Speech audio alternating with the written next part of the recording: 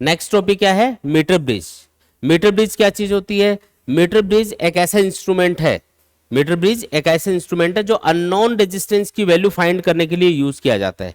और इसमें हम बेसिक प्रिंसिपल जो यूज करते हैं वो होता है व्हीटस्टोन ब्रिज प्रिंसिपल, है ना। तो इसका प्रिंसिपल अगर पूछा जाए कि जो मीटर ब्रिज है उसका प्रिंसिपल क्या है, क्या पूछा जाए प्रिंसिपल, तो इसका प्रिंसिपल क्या होगा, व्हीटस्टोन ब्रिज।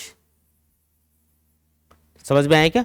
पहला जो छोटा क्वेश्चन इसके ऊपर बनेगा वो यही बनेगा कि मीटर ब्रिज कौन से प्रिंसिपल पे काम करता है। तो ये एक इंस्ट्रूमेंट है जो किसी अननोन रेजिस्टेंस की वैल्यू फाइंड करने के लिए यूज किया जाता है। और ये कौन से प्रिंसिपल पे काम करता है, व्हीटस्टोन ब्रिज प्रिंसिपल पे ये काम करने वाला डिवाइस है।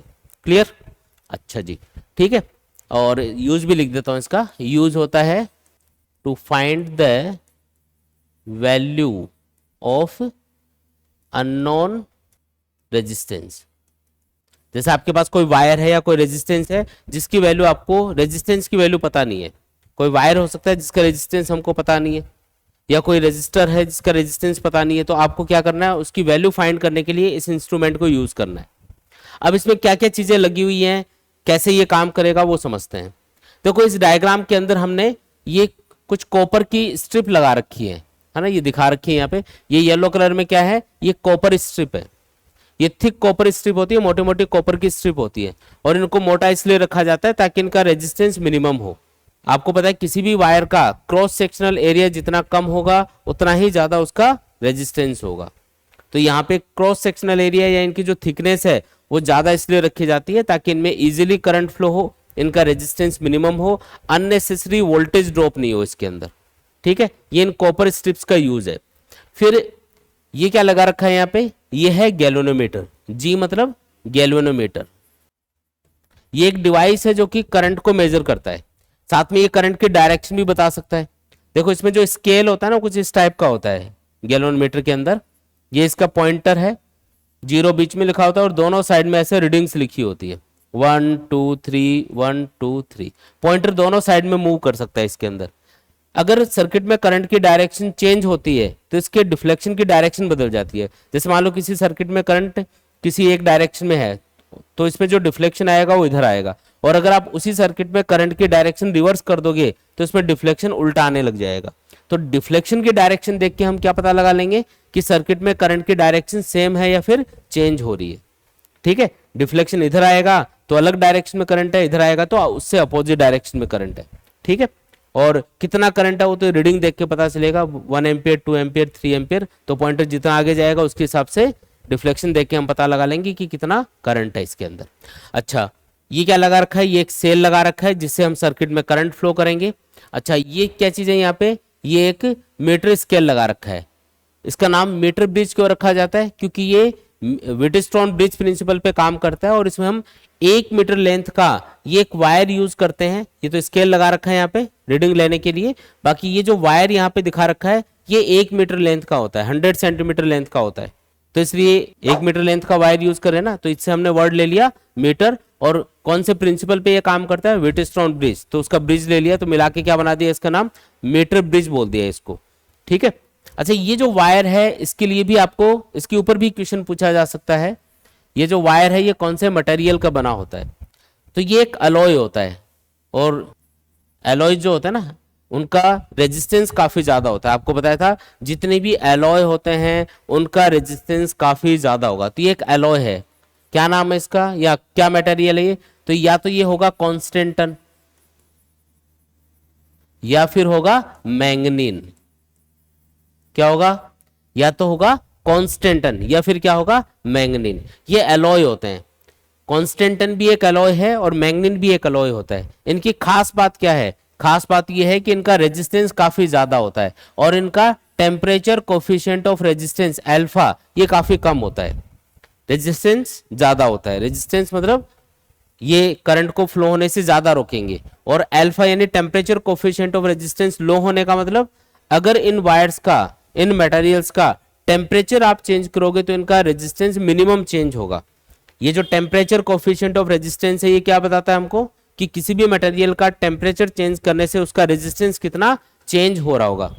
अगर किसी मटेरियल का टेम्परेचर चेंज करने से रेजिस्टेंस ज्यादा चेंज होता है तो उसके लिए अल्फा ज्यादा होगा, और जिस मटेरियल का अल्फा कम होता है तो उससे हमको ये पता लगेगा इस मटेरियल का टेम्परेचर चेंज करने से इसका रेजिस्टेंस कम चेंज हो रहा होगा। तो इसकी खास बात याद रखना इन दोनों मटेरियल्स की, जो कि एलॉय होते हैं, कांस्टेंटन या मैग्नीन। आपको पूछा जा सकता है कि मीटर ब्रिज के अंदर हम जो वायर यूज करते हैं वो कौन से मटेरियल का बना होता है, तो क्या होता है वो कांस्टेंटन या फिर मैग्नीन होगा। ठीक है, इनका रेजिस्टेंस क्या होगा, ज्यादा, और टेम्परेचर कोफिशिएंट ऑफ रेजिस्टेंस यानी कि अल्फा क्या होगा, कम। ठीक है, तो अल्फा कम रखने का रीजन ये होता है यहाँ पे ताकि हम इसको as a standard wire use कर पाए। ऐसा नहीं हो कि जैसे इसमें से करंट फ्लो हो और करंट की वजह से जब ये हीट प्रोड्यूस करने लग जाएगा, कोई भी वायर होता है ना उसमें जब करंट फ्लो करेंगे तो वो हीट प्रोड्यूस करता है, तो हीट फ्लो करंट फ्लो करने से हीट प्रोड्यूस होगी और उस हीट की वजह से ये वायर गर्म हो जाएगा, और अगर ये गर्म होगा तो इसका रेजिस्टेंस वेरी करेगा, इसका रेजिस्टेंस बढ़ जाएगा। तो अगर इसका टेम्परेचर कोफिशिएंट ऑफ रेजिस्टेंस लो है, अल्फा कम है, तो इसका मतलब इसके रेजिस्टेंस में टेम्परेचर के साथ में चेंज मिनिमम आएगा, तो इसको हम as a standard wire use कर सकते हैं जिसका रेजिस्टेंस बहुत ज्यादा चेंज नहीं हो रहा है। ठीक है, इसलिए ये मटेरियल यूज किए जाते हैं। ठीक है जी, यहाँ पे जैसे मैंने आपको बताया कि ये व्हिटस्टोन ब्रिज प्रिंसिपल पे काम करेगा, तो इसमें व्हिटस्टोन ब्रिज तो कहीं दिख ही नहीं रहा है। देखो पता लगाते हैं इसमें व्हिटस्टोन ब्रिज कहाँ पे है। यहाँ पे ये जो रेजिस्टेंस है आर, ये एक बॉक्स होता है जिसको हम रेजिस्टेंस बॉक्स बोलते हैं, उससे ये सर्किट में लगाया जाता है। और रेजिस्टेंस बॉक्स एक ऐसा बॉक्स होता है जिसमें अलग अलग वैल्यू के रेजिस्टेंस लगे होते हैं जिनकी वैल्यू हमको ऑलरेडी पता होती है। तो ये वाला जो गैप है इन दोनों स्ट्रिप के बीच में, इसमें ये जो रेजिस्टेंस लगा रखा है इसको हम रेजिस्टेंस बॉक्स की हेल्प से लगाते हैं। और रेजिस्टेंस बॉक्स क्या चीज है, एक ऐसा बॉक्स जिसके अंदर छोटे छोटे बहुत सारे रेजिस्टेंस लगे होते हैं, 1 ओम, 2 ओम, 5 ओम, 10 ओम, 100 ओम, ऐसे। तो कोई भी एक नॉन वैल्यू का रेजिस्टेंस यहाँ पे लगा देंगे, तो ये रेजिस्टेंस हमको क्या है, पता है। फिर ये जो दूसरा वाला गैप है यहाँ पे उस रेजिस्टेंस को लगाना है जिसकी वैल्यू हमको फाइंड करनी है। इसका यूज क्या होता है इंस्ट्रूमेंट का, किसी अननोन रेजिस्टेंस की वैल्यू फाइंड करना। तो उसको कहाँ पे लगाएंगे, उसको इस दूसरे वाले गैप के अंदर लगाएंगे। तो ये क्या है, यहाँ पे अननोन है, इसकी वैल्यू हमको पता नहीं है। आया समझ में ये? ठीक है, तो दो रेजिस्टेंस तो दिख गए, जबकि व्हिटस्टोन ब्रिज में तो 4 होते हैं और बीच में गैलोनमीटर होता है। तो देखो यहाँ पे ये जो बीच में गैलोनमीटर है इसका दूसरा सिरा इस पॉइंट पे कनेक्टेड है। ये एक की होती है जिसको जॉकी बोला जाता है। गैलोनमीटर का ये जो दूसरा सिरा है ना, ये एक मेटल की एक छोटी सी की होती है जिसको जॉकी बोलते हैं, उससे कनेक्टेड होता है। और उस की को हम अलग अलग पॉइंट पे टच करके इस वायर के ऊपर रीडिंग लेते हैं। तो जहां भी आपने इस जॉकी को टच किया होगा इस वायर के ऊपर, वहां पे जो वायर है वो 2 पार्ट्स में डिवाइड हो गया। ये इधर एक पार्ट है और ये दूसरा पार्ट है इस वायर का। इस वाले पार्ट का कुछ ना कुछ रेजिस्टेंस होगा, मान लो वो रेजिस्टेंस है P, और इस बाकी के पार्ट का रेजिस्टेंस भी होगा कुछ ना कुछ, वो है मान लो Q। तो ये है R, ये है S, ये है P और ये है Q, और बीच में कौन है, ये गैलोनमीटर है। ये तो होता है व्हिटस्टोन ब्रिज। व्हिटस्टोन ब्रिज में क्या होता है, 4 रेजिस्टेंस तो आमने सामने होते हैं इस तरीके से, ये R और S, P और Q, और बीच में कौन होता है, या तो कोई रेजिस्टेंस होगा या फिर गैलोनमीटर दिखाते हैं उसमें। तो ये व्हिटस्टोन ब्रिज ही है इसके अंदर। अब इस इंस्ट्रूमेंट की वर्किंग देखते हैं कि ये कैसे काम करेगा। अब हम क्या देखेंगे कि ये इंस्ट्रूमेंट काम कैसे करेगा। ठीक है, सबसे पहले आपको क्या करना है, यहां से कोई नॉन वैल्यू का रेजिस्टेंस सर्किट में लगाना है। जैसे 10 ओम का रेजिस्टेंस लगा दिया, और जिसकी वैल्यू फाइंड करनी है, जिस रेजिस्टेंस की वैल्यू फाइंड करनी है, उसको इस दूसरे वाले गैप के अंदर फिट कर दो, यहाँ पे लगा दो मतलब। ठीक है, फिर इस जॉकी को इस वायर के ऊपर अलग अलग पॉइंट पे उठा के टच करो। हम देखेंगे कि जैसे जैसे इस वायर की लेंथ बढ़ती जा रही है, क्योंकि जॉकी को पहले यहाँ टच किया, फिर यहाँ, इस तरीके से आगे बढ़ाते जाओगे, तो इस ए पॉइंट से जैसे जैसे दूरी बढ़ेगी जॉकी की, इस वायर का रेजिस्टेंस भी बढ़ता जाएगा। होगा कि नहीं होगा ऐसा? भाई वायर का जो रेजिस्टेंस है वो उसकी लेंथ के डायरेक्टली प्रोपोर्शनल होता है। लिख देते हैं फॉर्मूला, R इक्वल टू क्या होता है, रो L बाई ए, या फिर चलो R डायरेक्टली प्रोपोर्शनल टू क्या होता है, L, ऐसा बोल सकते हो ना।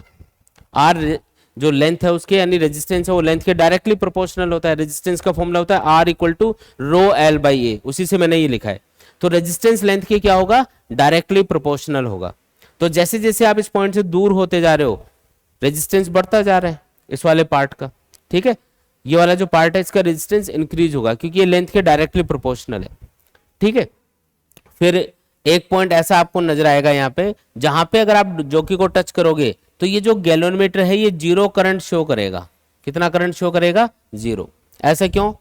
क्योंकि इस पॉइंट के ऊपर इधर वाले पार्ट का जो रेजिस्टेंस है वायर के, और वायर के इधर वाले पार्ट का जो रेजिस्टेंस है, उन दोनों का जो रेशियो है वो आर और एस के बराबर हो जाता है। इस वाले पार्ट का कुछ रेजिस्टेंस है, जॉकी को जहां पे टच किया उसके आगे का जो पार्ट है वायर का, उसका भी कुछ ना कुछ रेजिस्टेंस होगा। तो जैसे ही जॉकी को आप ऐसे किसी पॉइंट पे ले जाके टच करोगे, ऐसे आगे बढ़ते जा रहे हैं, और जैसे ऐसे किसी पॉइंट पे पहुंचोगे जहां पे इस वाले पार्ट का रेजिस्टेंस और इस वाले पार्ट का रेजिस्टेंस का रेशो, इन दोनों रेजिस्टेंस के रेशो के इक्वल हो जाएगा। ऐसा हो जाएगा, कहीं कोई ना कोई पॉइंट ऐसा आएगा जहां पे ये होगा। तो जिस पॉइंट के ऊपर ऐसा हो जाता है वहां पे गैल्वेनोमीटर क्या दिखाने लग जाएगा? Zero current. यानी कि इस पॉइंट के ऊपर व्हीटस्टोन ब्रिज क्या हो गया? बैलेंस हो गया। इससे पहले ये बैलेंस नहीं था, इसलिए मिडिल ब्रांच में भी करंट जा रहा था और गैल्वेनोमीटर आपको डिफ्लेक्शन दिखाएगा, उसमें ऐसे पॉइंटर हिलेगा। लेकिन जैसे आप आगे बढ़ते बढ़ते एक पॉइंट पे आओगे, इस पॉइंट पे, तो आप देखोगे कि ये पॉइंटर जीरो पे आ गया। अगर गलती से आप इस पॉइंट से आगे चले गए तो डिफ्लेक्शन अपोजिट डायरेक्शन में आने लग जाएगा। समझ में आया क्या? जैसे पहले इधर डिफ्लेक्शन आ रहा था, जॉकी को आगे टच कर रहे थे हम, तो ये डिफ्लेक्शन कम होता जाएगा, फिर एक पॉइंट आएगा जहां पे ये जीरो दिखाएगा। गलती से आगे चले गए तो ये इधर आने लग जाएगा। तो हमको आइडिया लग जाएगा कि हम जो नल डिफ्लेक्शन पॉइंट है, इसको नल डिफ्लेक्शन पॉइंट बोलते हैं। नल मतलब जीरो, यानी जीरो डिफ्लेक्शन वाला पॉइंट पीछे छूट गया है। ये हमको अंदाजा हो जाएगा जैसे करंट की डायरेक्शन रिवर्स हो जाएगी। वो अमीटर में हम देखते रहेंगे रीडिंग। तो आपको क्या करना है? जॉकी को अलग अलग पॉइंट पर टच करना है, जहां पे जॉकी को टच करने से गैल्वेनोमीटर जीरो करंट दिखा दे, वो रीडिंग आपको नोट करनी है। वो पॉइंट आपको मार्क करना है कि इस पॉइंट के ऊपर, यानी जैसे यहाँ 40 सेंटीमीटर डिस्टेंस के ऊपर क्या हो गया? गैल्वेनोमीटर जीरो करंट शो कर रहा है, तो ये व्हीटस्टोन ब्रिज यहाँ पे बैलेंस हो गया। ठीक है, मान लेते हैं कि ये वाली जो लेंथ है ये एल है। ये वाली लेंथ कितनी है? यहाँ से यहाँ तक की एल। तो ये बाकी की लेंथ कितनी होगी? अब टोटल तो ये 100 सेंटीमीटर है, एल उसमें से माइनस कर दो, ये कितना बचेगा? 100 माइनस एल आएगा ना? आया समझ में? ये एल है और ये होगा 100 माइनस एल। अब रेजिस्टेंस लेंथ के डायरेक्टली प्रोपोर्शनल होता है, ये हम जानते हैं। ठीक है, तो अगर मैं बोलूं जो रेजिस्टेंस P है इसकी वैल्यू क्या है, तो मान लो इस वायर का 1 सेंटीमीटर लेंथ का रेजिस्टेंस है 1 ओम, या स्मॉल आर मान लो, चलो कोई जरूरी नहीं है 1 ओम हो, कुछ भी हो सकता है, उसको मैं स्मॉल आर मान लेता हूं। स्मॉल आर क्या है? Resistance of 1 centimetre length of the wire. ये जो हम वायर यूज कर रहे हैं इसकी 1 सेंटीमीटर लेंथ का रेजिस्टेंस कितना है? Small R. तो अगर मैं आपको बोलूं कि बताओ ये जो रेजिस्टेंस P है यहां से यहां तक का जो वायर है उसका रेजिस्टेंस जिसको हमने P बोला है ये कितना होगा, तो इसकी लेंथ कितनी है? L। 1 सेंटीमीटर लेंथ का रेजिस्टेंस कितना है? Small R. तो इस L लेंथ का रेजिस्टेंस कितना होगा? L into small R. 1 centimetre length का रेजिस्टेंस कितना? Small R. स्मॉल आर की वैल्यू कुछ भी हो सकती है, 5 ओम, 10 ओम, 1 ओम, कुछ भी, लेकिन फिक्स होगी क्योंकि पूरा वायर एक जैसा ही होता है, यूनिफॉर्म थिकनेस का होता है। ये पूरा जो वायर है ना वो एक्सटेंडेड वायर होता है, ऐसे नहीं कि कहीं से मोटा कहीं से पतला, ऐसा नहीं है, एक जैसा वायर है। 1 सेंटीमीटर लेंथ का रेजिस्टेंस अगर स्मॉल आर है तो बताओ एल लेंथ का रेजिस्टेंस कितना होगा? L into small R. और अगर मैं बोलूं कि इस 100 माइनस एल लेंथ का रेजिस्टेंस कितना होगा, तो इसको क्यों बोला हमने, ये होगा 100 minus L into small R. बोलो आया कि नहीं आया? तो इस वाले रेजिस्टेंस की वैल्यू भी आ गई और ये भी आ गई, और गैल्वेनोमीटर यहाँ पे जीरो करंट दिखा रहा है, इसका मतलब व्हीटस्टोन ब्रिज यहाँ पे बैलेंस कंडीशन में है, मीटर ब्रिज बैलेंस हो गया। इसका मतलब ये है कि यहाँ पे आमने सामने वाले रेजिस्टेंस का रेशियो बराबर होना चाहिए। आर बाई एस किसके बराबर होगा? P upon Q. Balance condition में तो ये होता है, और पी और क्यू की वैल्यू हमको पता ही है, यहाँ पे ये वैल्यू पुट कर दो तो आर बाई एस किसके बराबर आएगा? L R upon 100 minus L into R. R से आर कैंसिल, ठीक है, तो एस यानी अननोन रेजिस्टेंस, एस की वैल्यू क्या निकल के आएगी, ये सॉल्व कर लो, तो R into 100 minus L divided by L. तो ये है अपना फाइनल आंसर। ये फॉर्मूला हम यूज करेंगे और इस फॉर्मूले को यूज करके हम अननोन रेजिस्टेंस की वैल्यू फाइंड कर लेंगे। इसमें सिर्फ आपको आर की वैल्यू तो पहले से पता होगी, ये नॉन वैल्यू का रेजिस्टेंस लगा रखा है, बस एल की रीडिंग लेनी होती है। और एल की रीडिंग कैसे लेते हैं हम? हम क्या करते हैं, जॉकी को अलग अलग पॉइंट पे टच करते हैं, जहां पे गैल्वेनोमीटर जीरो करंट दिखा देता है बस वो रीडिंग आपको नोट कर लेनी है। जैसे 10 सेंटीमीटर पे बैलेंस हो गया, 20 सेंटीमीटर पे बैलेंस हो गया, 30 सेंटीमीटर पे बैलेंस हो गया, जहां पे भी ये बैलेंस होगा बस वो लेंथ आपको मेजर करनी है, वो वैल्यू यहाँ पे पुट करनी है, सॉल्व कर देना है। इससे अपने पास क्या आ जाएगा, एस की वैल्यू निकल के आ जाएगी। बोलो आया क्या समझ में? सिंपल है ना एकदम? कोई भी डाउट है तो इसमें बताओ।